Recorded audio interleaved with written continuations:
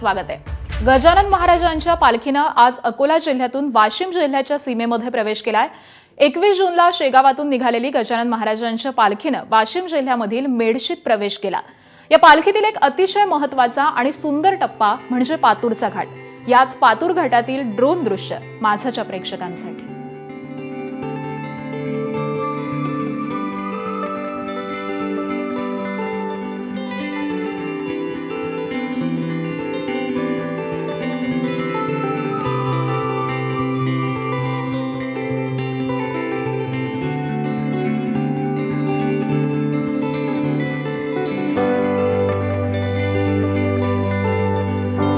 अकोला जिल्ह्यातल्या पातूर घाटातली ही दृश्य आपण पाहतोय। अतिशय शिस्तबद्ध अशी ही पालखी रवाना झालेली आहे। 21 जूनला शेगावमधून या पालखीनं प्रस्थान केलं आणि त्यानंतर पंढरपूरकडे आता ही पालखी मार्गस्थ होतीये आणि दरम्यानची ही दृश्य आपण पाहतोय। या संपूर्ण पालखीतील त्यांच्या मार्गातील एक अतिशय महत्त्वाचा आणि सुंदर टप्पा म्हणून पातूरच्या घाटाकडे पाहिलं जातं आणि याच पातूरच्या घाटामधील अतिशय सुंदर डोळ्यांचं पारणं फेडणारी ही ड्रोन दृश्य सध्या समोर आलेली आहेत।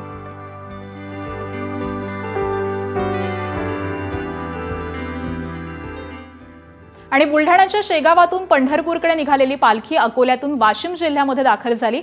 या ठिकाणाहून आढावा घेतलाय आमचे प्रतिनिधी मनोज जयस्वाल यांनी। बघूयात।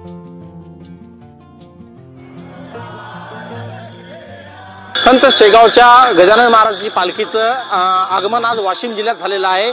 मी आहे मेडशी भागामध्ये आणि आपण बघू शकतो संत शेगाव ची ही जी गजानन महाराजांची पालखी आहे ती आता पंढरपूरच्या मार्गाने रवाना होत आहे।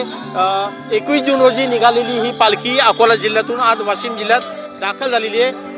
7 दिवसानंतर आता ही पालखी वाशिम मध्ये दाखल होण्याचं चित्र पाहायला मिळतंय।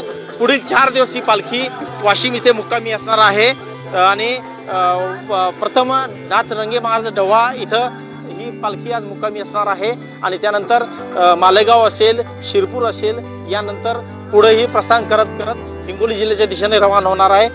पाहायला गेलं तर पांढरे कपडे परिधान करून आणि हातात भगवे, डोक्यावर टोपी अशी ही पालखीचं स्वरूप आहे आणि वाशिम जिल्ह्यात ठिकठिकाणी जिथं कुठं ही पालखी थांबते तिथं स्वागतासाठी भक्त अत्यंत सज्ज असल्याचं आपल्याला चित्र पाहायला मिळतंय। एकूणच पाहायला गेलं तर ही पालखी आता आषाढी एकादशीच्या निमित्तानं तिथं पंढरपूरला पोहोचणार आहे आणि त्यानंतर याचा प्रवास थांबणार आहे। मनोज जयस्वाल, एबीपी माझा, वाशिम। आणि यासोबतच बुलेटिनमध्ये वेळ झाली आहे एका